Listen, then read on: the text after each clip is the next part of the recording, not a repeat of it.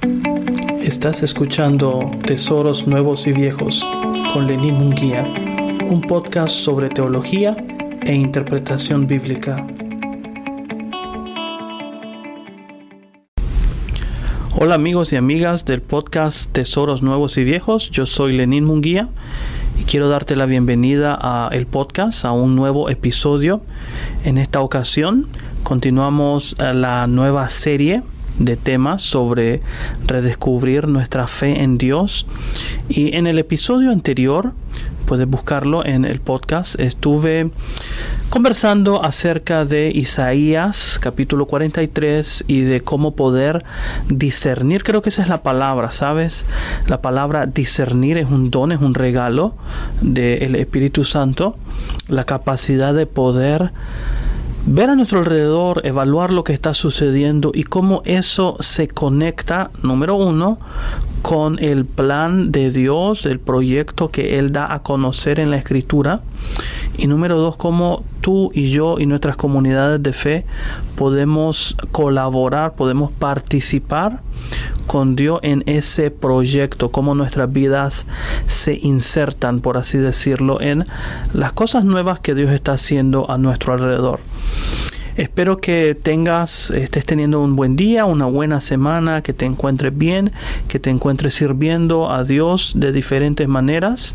Y es mi oración que este episodio pueda ser de bendición para tu vida. Comenzamos entonces. El día de hoy quiero hablarte de una fe sin límites, y el día de hoy en este episodio yo quiero enfocarme un momento para analizar o explorar la idea de lo que significa una fe creativa. ¿Qué quiero decir con fe creativa? En el episodio anterior estuve proponiendo la idea de que nuestra fe necesita urgentemente ser más creativa. Bien, en este episodio voy a explorar lo que quiero decir con creativa al hablar de nuestra fe, y lo voy a hacer mediante observar la historia de la sanación de la hija de la mujer cananita que se encuentra en el Evangelio según Mateo, en el capítulo 15, versículos 21 al 28. Voy a leerlo de la Reina Valera del 60. Tú puedes utilizar la versión que más te convenga.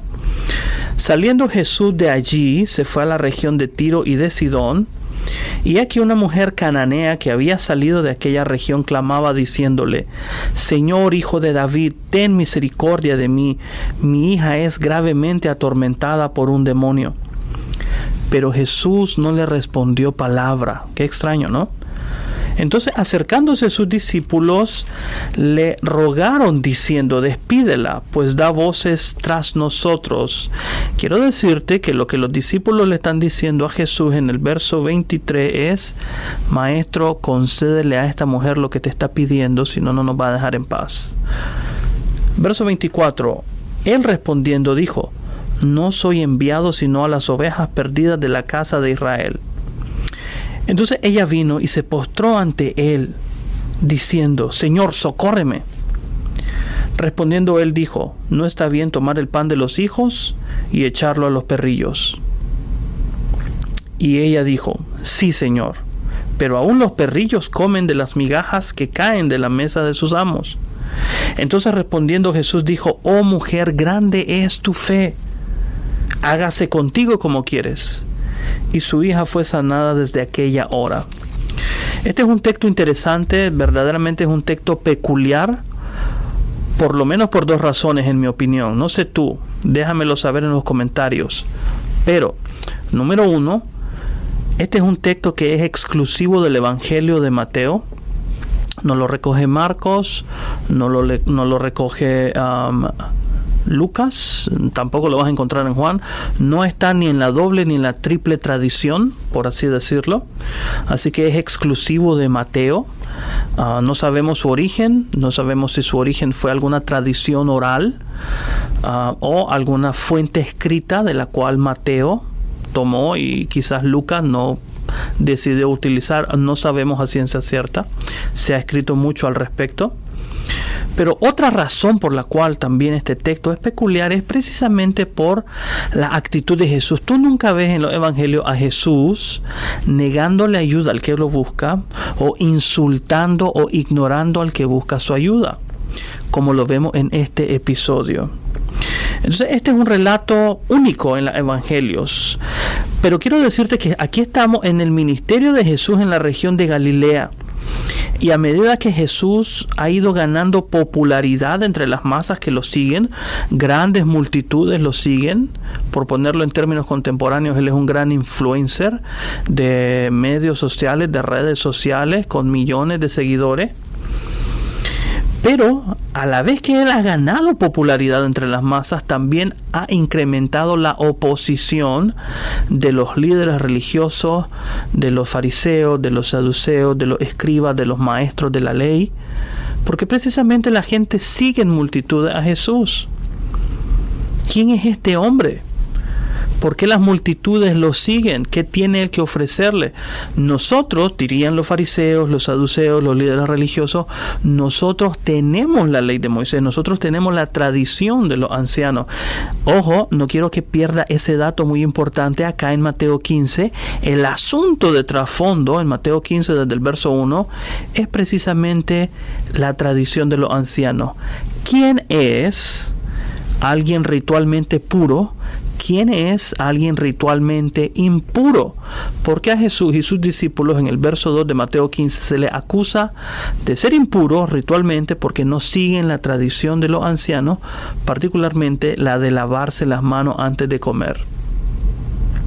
No es un lavamiento de manos como el que tú y yo tenemos hoy día, por ejemplo, para evitar el contagio por COVID o algo por el estilo. No, este es un lavamiento ceremonial, ritual, que especifica en la tradición de los ancianos lavarse desde cierta medida de las muñecas hacia abajo, hacia la punta de los dedos y dejar correr el agua, etcétera. Es todo un ritual para que la persona sea ritualmente pura o esté lista para adorar y presentarse delante de Dios. Ese es el punto en discusión en Mateo 15.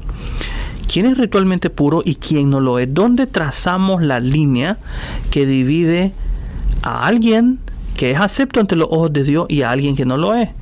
Nosotros también tenemos tradiciones, ¿sabes? Tú y yo, nuestras comunidades de fe, las iglesias están llenas, están saturadas de reglas por medio de las cuales con una vara medimos, según nuestras propias tradiciones y criterios, nosotros medimos, o según nuestra propia interpretación de la Biblia, quién es ritualmente puro y quién no lo es. Bien, para los líderes religiosos, Jesús y sus discípulos no clasifican como alguien ritualmente puro. Y entonces los fariseos se preguntan quién es este hombre, ya que a inicio del capítulo 15 Jesús ha entrado en controversia con ellos por este tema. Y Jesús define a la persona ritualmente pura, esto es interesante, ¿no? Lo define así: lo que contamina a una persona no es lo que entra en la boca, sino lo que sale de ella.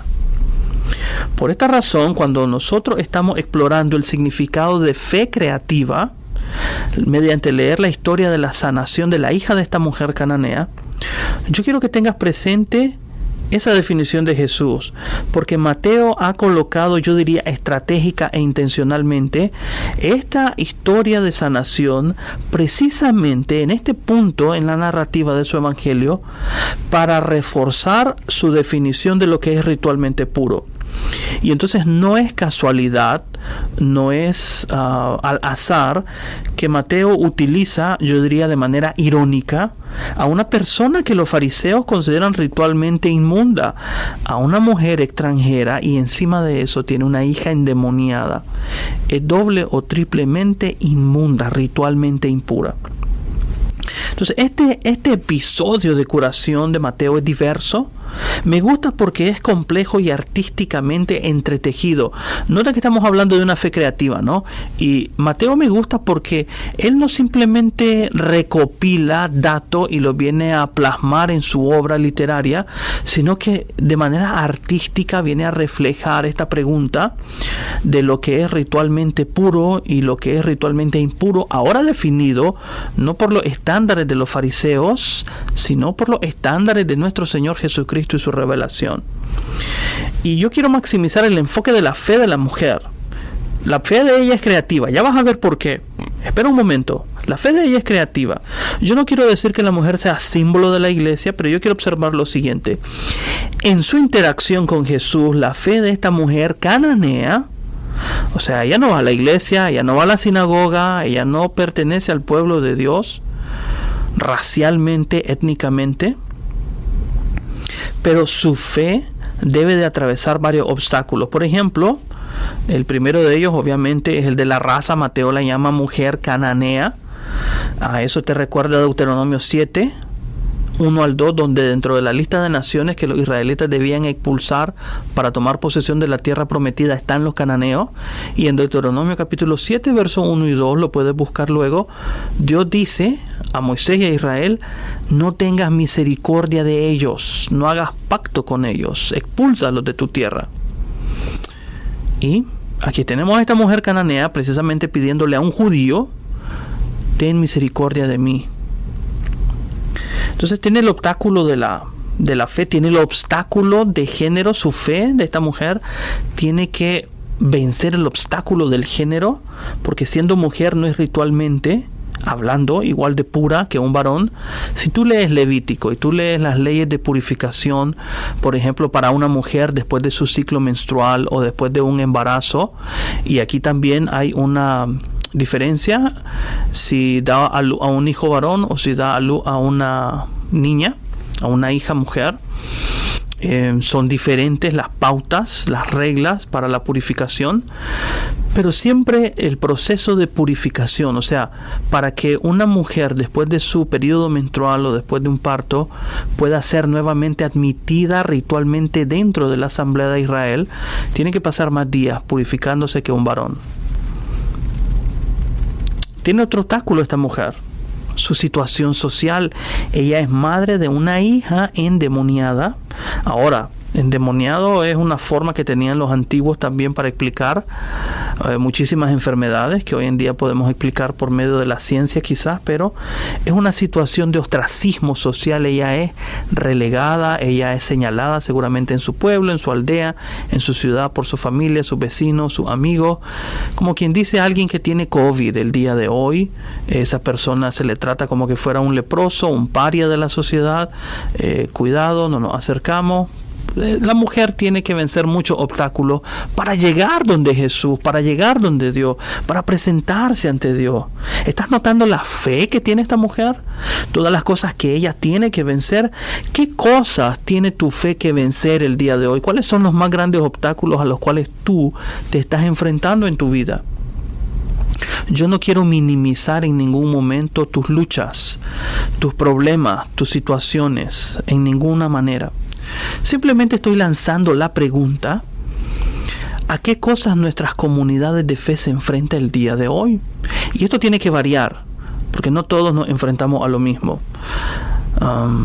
Y sin embargo, yo siento que nuestra fe en ocasiones es raquítica cuando es comparada con lo que Mateo nos está presentando acá.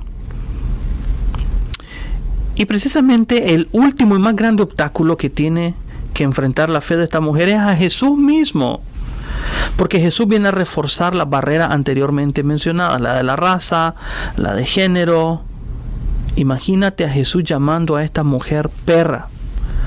Hay otras versiones que dicen perrillos, cachorro, mira, como le quieras poner, pero en idioma original es la misma palabra, ¿ok? Perro. Es un lenguaje ofensivo que denota uno de los términos que algunos judíos preferían utilizar para referirse a los gentiles. Y Mateo, me gusta Mateo porque fíjate que pudiendo haber eliminado este pasaje y decir, bueno, este pasaje es muy complicado porque no presenta a nuestro Señor Jesús de una buena manera. Precisamente al hablar de una fe creativa tenemos que empezar a visualizar a Dios de diferentes maneras. Y esta mujer nos va a ayudar. Espera un momento, esta mujer nos va a ayudar. Pero imagínate a Jesús llamando perra a esta pobre mujer si viviera en los tiempos de hoy de la generación de cristal que se ofende por todo. ¿Te imaginas cómo estallarían las redes sociales? No siga a Jesús, que es un abusivo, insulta a las mujeres, no defiende a las mujeres. Pero qué bueno que tenemos este relato en la palabra de Dios que nos ayuda a matizar nuestro entendimiento de Dios, de su naturaleza, y desafía creativamente nuestra fe.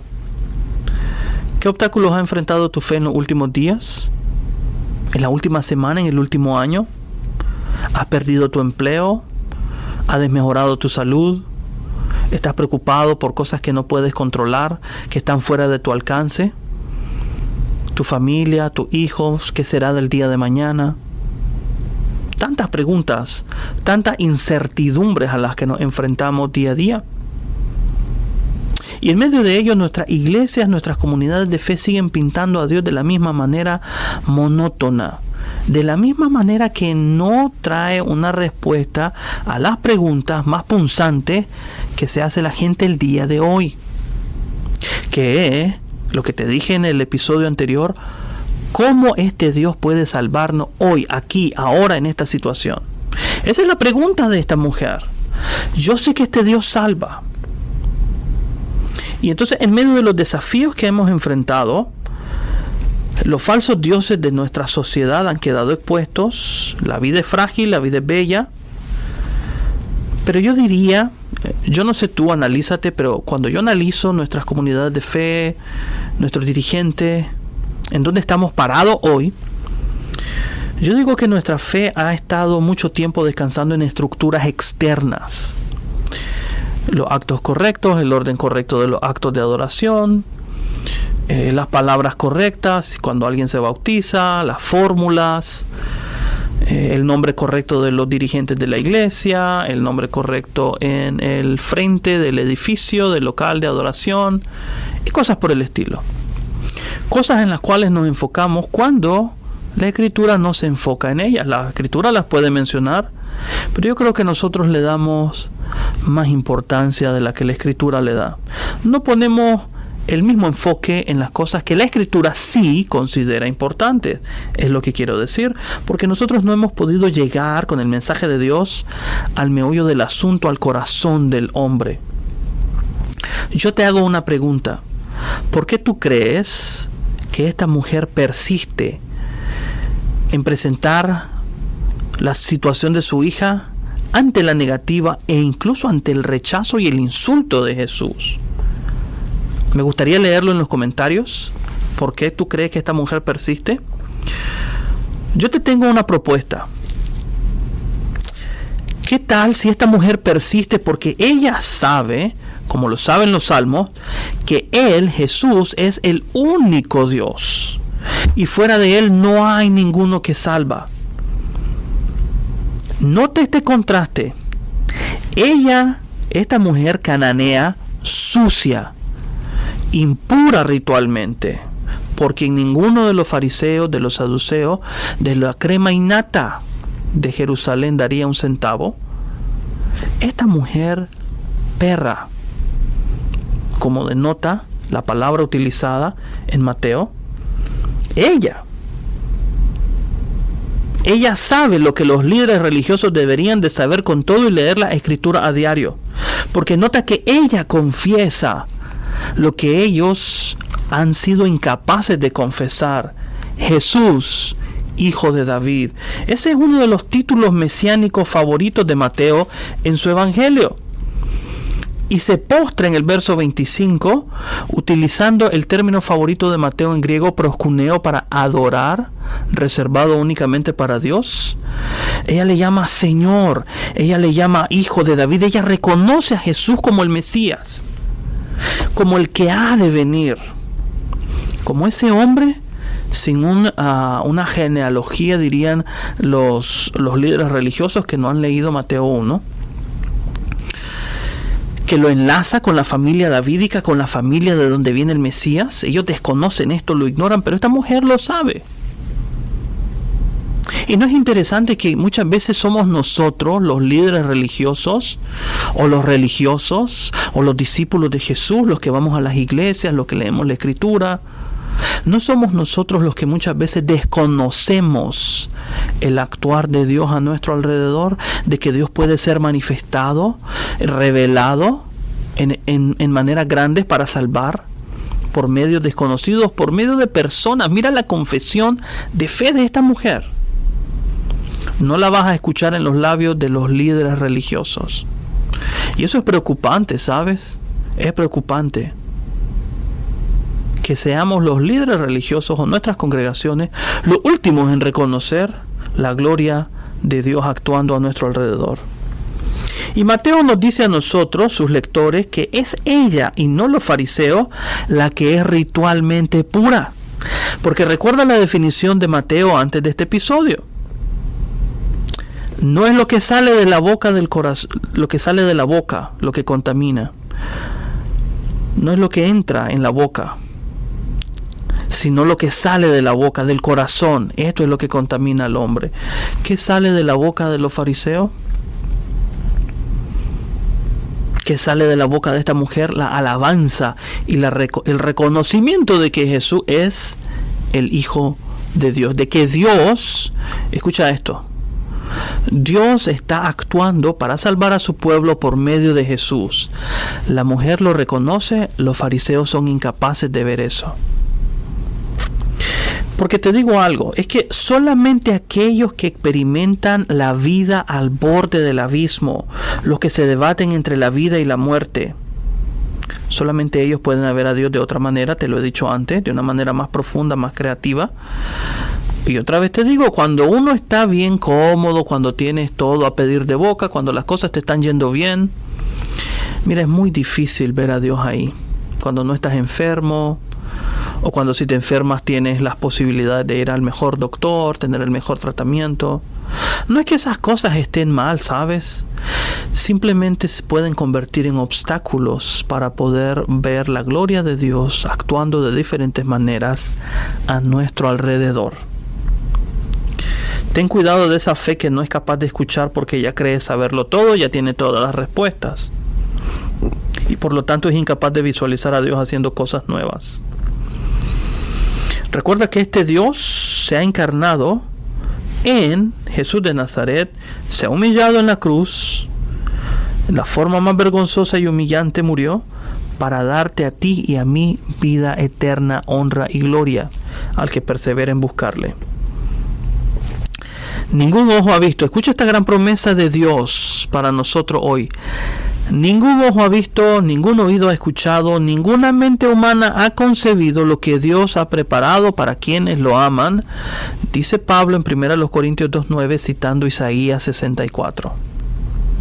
Entonces yo no voy a decirte que debemos de ser como esta mujer, porque imposible, no podemos replicar la vida de esta mujer, somos personas diferentes, pero Mateo la dejó por alguna razón, y la razón por la cual yo creo que Mateo la dejó es para responder la pregunta, ¿quién es ritualmente impuro? En primer lugar, pero también para nosotros dejarnos por lo menos esta siguiente sugerencia. En primer lugar, una fe creativa, y esta es la definición que yo quiero compartir contigo, es esa fe que es capaz de abrazar, de saborear, de notar las diferentes tensiones que existen en la Escritura. En la Escritura no existe una sola teología, existen diversas teologías, diversos matices sobre la naturaleza de Dios que conviven en nuestro canon.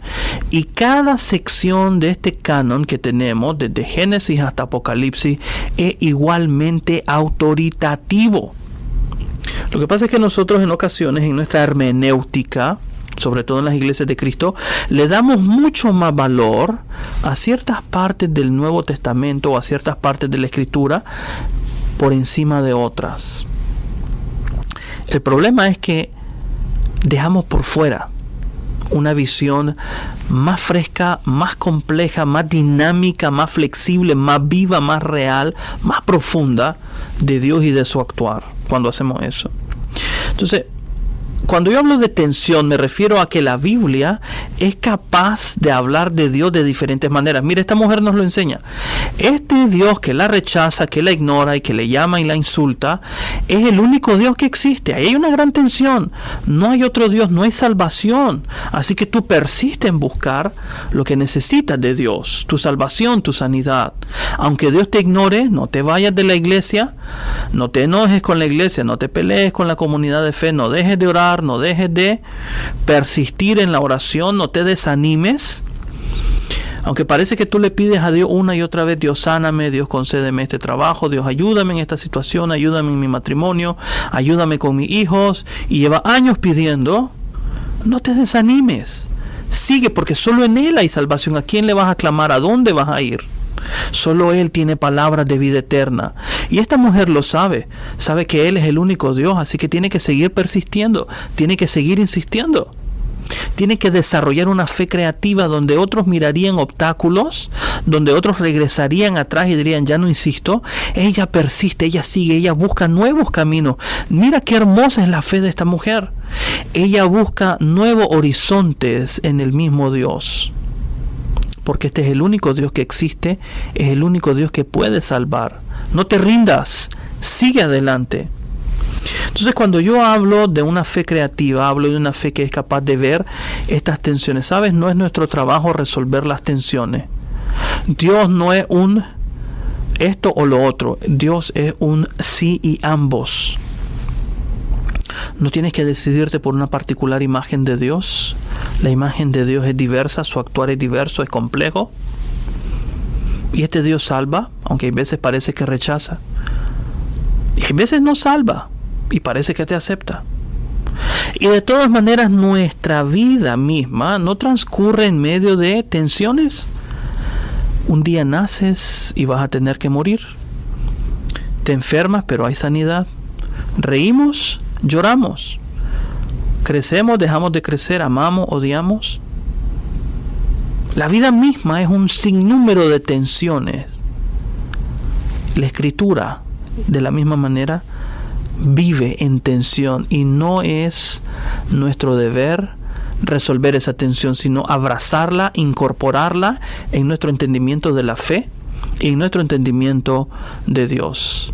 Después de todo, la más grande tensión en la Escritura es este Dios invisible y elusivo revelándose a sí mismo humanamente, encarnándose en la persona de Jesús de Nazaret. Y por si eso fuera poco, muriendo, Dios muere en la cruz, en la forma más humillante, para darte vida y honra, porque te ama. Entonces yo quiero desafiarte a incorporar en tu entendimiento de Dios, en tu fe, las tensiones que existen en la Escritura, y no favorecer solamente los versículos que más te gustan o los textos de la Escritura que más te agradan, los que son más cómodos, los que no te desafían, los que te mantienen en tu zona de confort, en tu burbuja, y piensas que todo el mundo debe ser así. Yo quiero que tengas esos textos, pero que también abraces igualmente, autoritativamente, otros textos que te mandan a salir fuera de tu zona de confort, que son como una espada aguda de dos filos que traspasa tus intenciones y revela lo que hay verdaderamente dentro de ti, porque solo así hay crecimiento para nuestras vidas, para nuestra fe y para nuestras congregaciones. Si este episodio ha sido de bendición, porque ese es mi deseo, por favor compártelo, suscríbete si no te has suscrito, y gracias por tu escucha. Que sea Dios bendiciendo tu vida, la de tu familia y de tus comunidades de fe. Nos escuchamos en el próximo episodio. Gracias por escuchar Tesoros Nuevos y Viejos con Lenín Munguía, un podcast sobre Biblia, teología e interpretación bíblica.